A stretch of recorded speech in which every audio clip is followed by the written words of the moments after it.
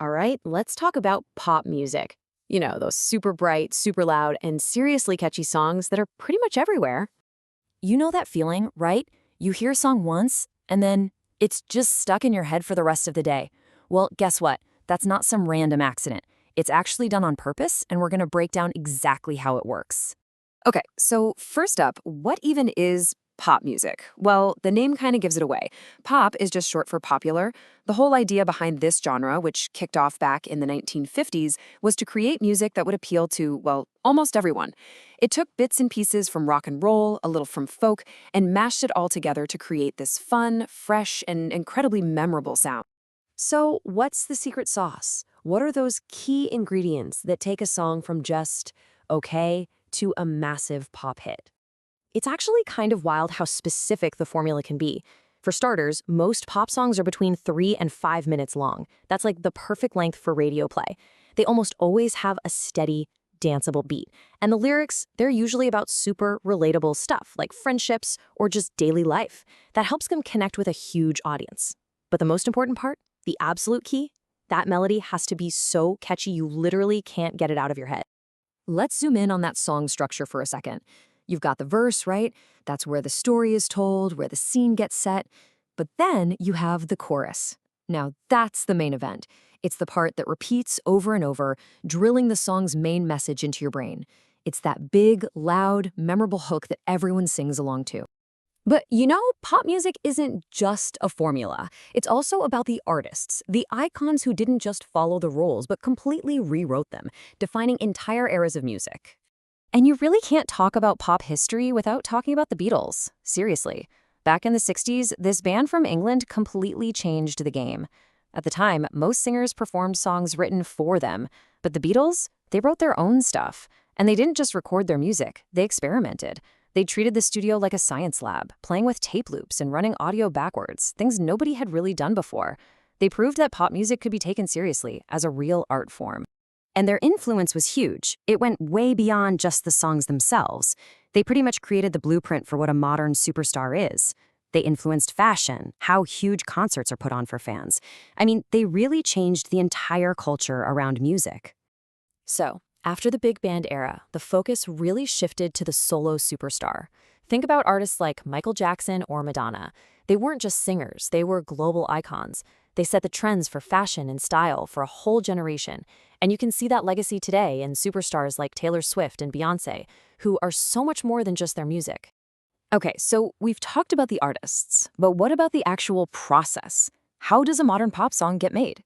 You might be surprised to hear it's a lot more scientific than you'd think. Let's talk about a tool you've probably heard of, even if you don't know exactly what it does. Pitch correction. Most people know it by the brand name Autotune. Basically, it's software that listens to a singer's voice, and if a note is just a little bit flat or sharp, it digitally nudges it into perfect pitch.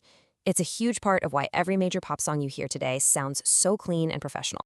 The entire production journey can be broken down into 4 big steps. Step 1 is recording. That's just capturing all the instruments and vocals. Then comes editing, where they use software to make every single note perfect. After that, you've got mixing. Think of this like a chef balancing flavors, but with sound. You adjust the volume of the drums, the bass, the vocals, so everything fits together just right. And the final step is mastering. That's the last layer of polish to make the whole thing shine before it gets released to the world. And this gets to a really important point about music today. The computer isn't just a recording tool anymore. It's an actual instrument. Producers can literally create almost any sound they can dream up.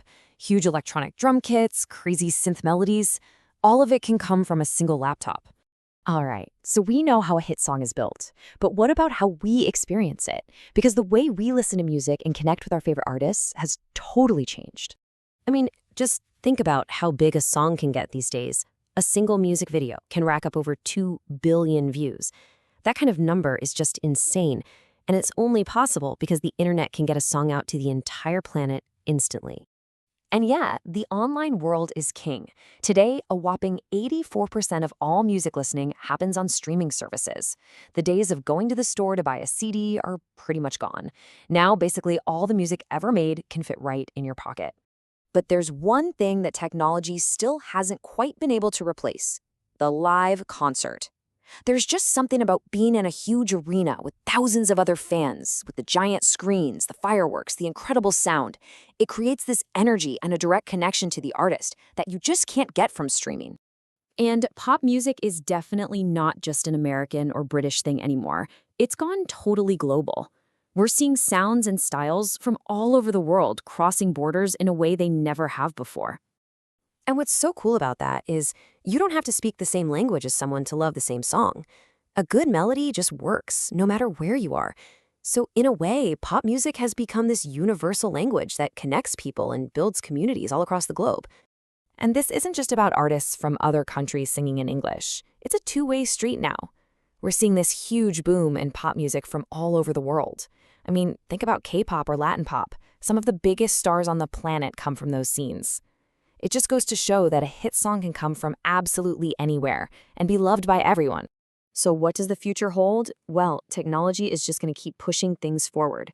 We're already seeing AI that can help rate songs. It's not crazy to think that soon you might be able to go to a concert in virtual reality right from your couch. Or maybe you'll even be able to interact with a song and change parts of it while you're listening. Which brings us to a really interesting final thought. With technology changing so incredibly fast, what is the pop hit of the future even going to sound like? What is the term pop music even going to mean in, say, 20 years? The only thing we can be sure of is that it's going to keep on changing.